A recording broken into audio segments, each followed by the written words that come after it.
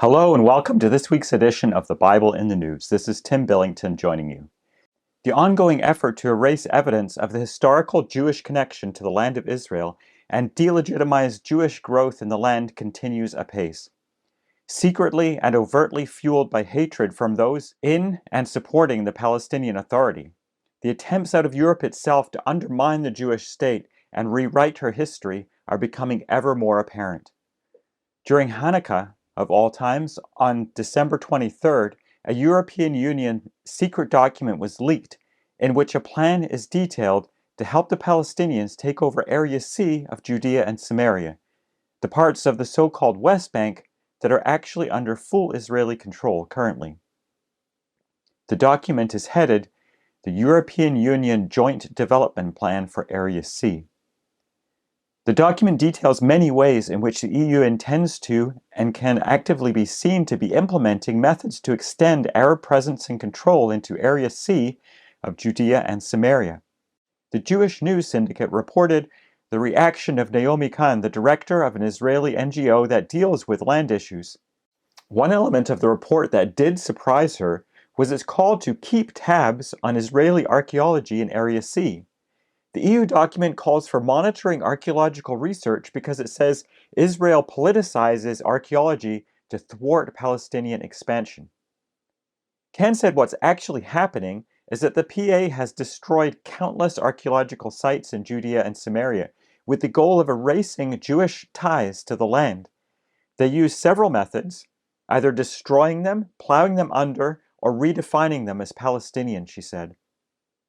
Judea and Samaria are the very heartland of biblical history, including areas in even Jerusalem herself, most notably the Old City and the City of David. These areas are full of rich history of the Jews that lived there for thousands of years. Though these years are interrupted by destructions and judgments, a remnant always remained, and the evidence of their lives is guarded by the soil. But this is now being weaponized. As the brilliant power of the evidence comes out of the ground, the strong desire to stop it at any cost is revealed as well. Even back in February 2nd, 2018, the Jewish News in the UK reported the following. A report leaked to The Guardian accuses Israeli authorities of using excavation and findings as political tools to modify the historical narrative and to support, legitimize, and expand settlements. Among the examples listed was that of the City of David. However, Israeli authorities are not weaponizing archaeology. Archaeological finds are supporting the history of the Bible and its people. For those who deny it, that is not a convenient find.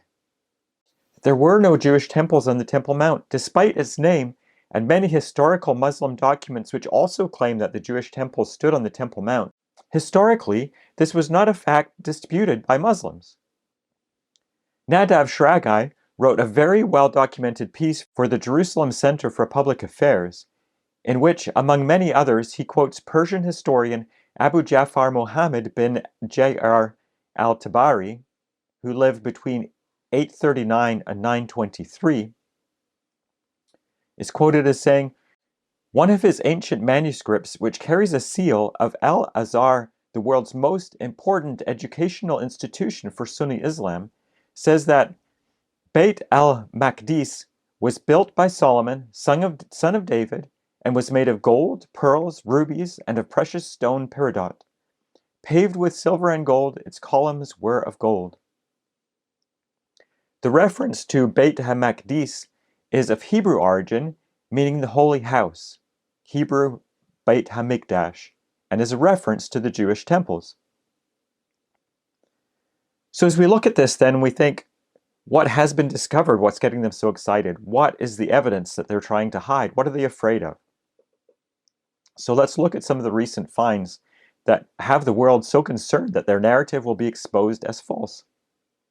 New discoveries are constantly being made. Those who wish to deny are rightly afraid. Some of these are the stone marked as the house or place of trumpeting. That's from the side of the Temple Mount, and many seals or seal impressions, which are little bits of clay used to tamper-proof and sign documents, One of these is a seal impression or bulla of Hezekiah, king of Judah. The bullae of these officials that locked up Jeremiah for prophesying of the destruction that would come because of their refusal to obey God. They were found near each other, along with ashes and arrowheads from the destruction. A seal impression was recently found that appears to have sealed a fabric sack during the First Temple period. It bears the name of a person from the family of Immer. But the first name is partly cut off. What's left would translate to belonging to something Layahu, son of Immer. But another son of Immer is mentioned in Jeremiah. Pashur, the son of Immer, is mentioned in the Bible as chief officer in the house of God. That's from Jeremiah 20, verse 1. A bell from the high priest's garments was found in the drainage channel under the recently excavated road that leads up to the Temple Mount from the Pool of Siloam. That road itself is an amazing find. Many ritual baths, or mikvot, have also been found in the area as well, which will be because cleansing was necessary before ascending up into the Temple Mount. Lavish paving has been found from the Temple Mount dating back to the Herodian era. I'd like to also detail today a couple of other finds. Around 1,500 ivory inlay pieces were recently found, believed to be from a lavish royal room from the time of Hezekiah. An interesting thing about them is that out of all the inlays found, none depict figurines or false gods as is usually the case in the ones found elsewhere, including those from the Northern Kingdom, which we know had an almost unbroken idolatry problem. The ones found here, however, were all floral in pattern. King Hezekiah was a righteous king that abolished idolatry from Judah. Another very interesting find is the Solomonic gates. There's 3 that are fairly well known that are spaced out through the land of Israel. But a gate has now been found in Jerusalem, as archaeologist Dr. Lane Rittmeyer pointed out, is strikingly similar to those found in other cities from the time of Solomon.